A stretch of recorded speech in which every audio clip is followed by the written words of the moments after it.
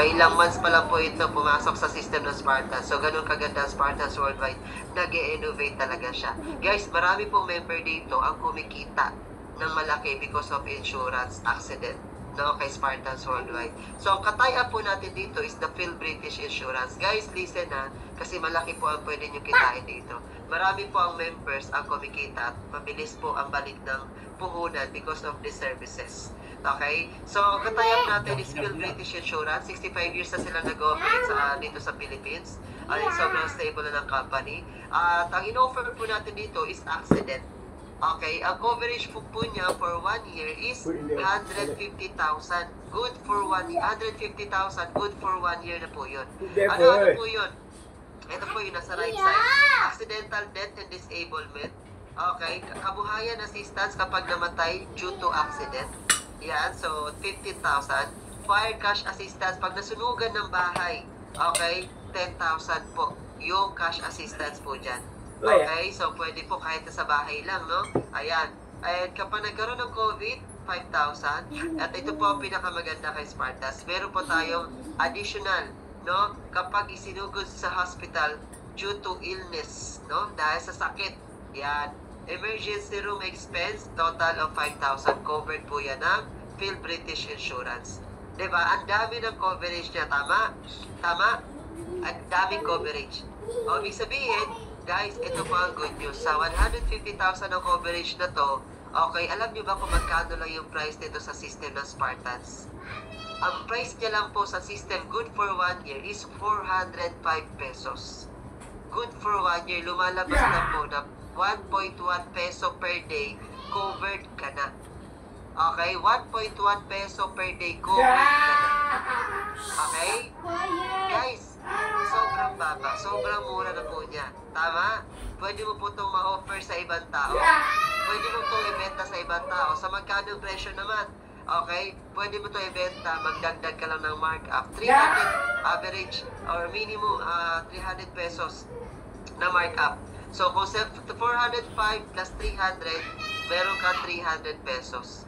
So, for 1 year, ibebenta mo yung policy natin ng 705. So, lumalabas lang na 1.9 peso per day. Insured na po yung client mo. Okay, insured na po yung taong bebentahan nyo.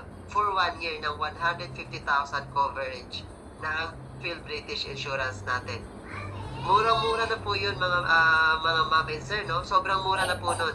May 300 ka na agad na instant income. Guys, pwede niyo po itong i-offer sa mga rider, driver, commuter, housewife, empleyado, even construction worker, pwede niyo itong i-offer.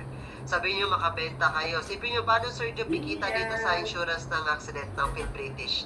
Okay? Yan.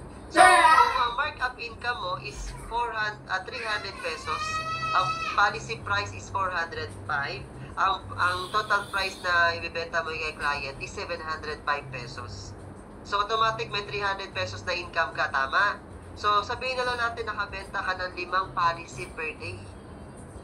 Diba? 300 times 5, that is 1,500 pesos. Sariling income mo po yan. 5 policy lang mabenta mo sa loob ng isang araw. Pwede? Diba? You don't talk how to makan. No, I record me. Okay, no makan. But you be careful, don't touch. I record.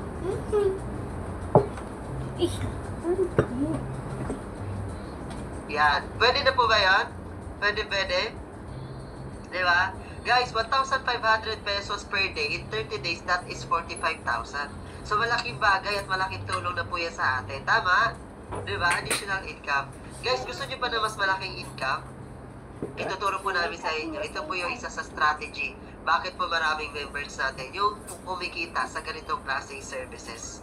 Okay? So, ito po yung tinatawag natin na pwede tayo mag-hire ng agent.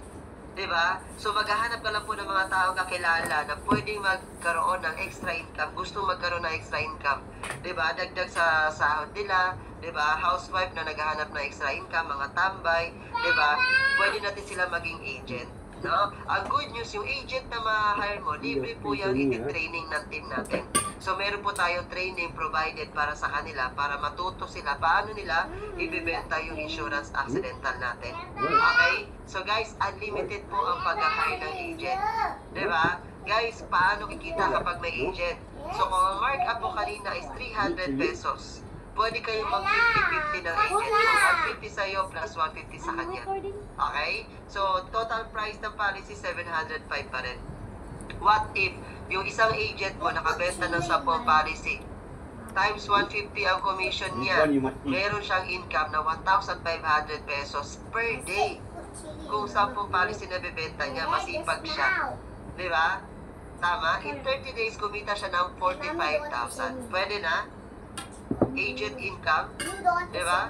So ngayon pa lang, isipin mo na yung mga kakilala mo na bitin sa income, pwede mo i-offer yung agent ng insurance natin.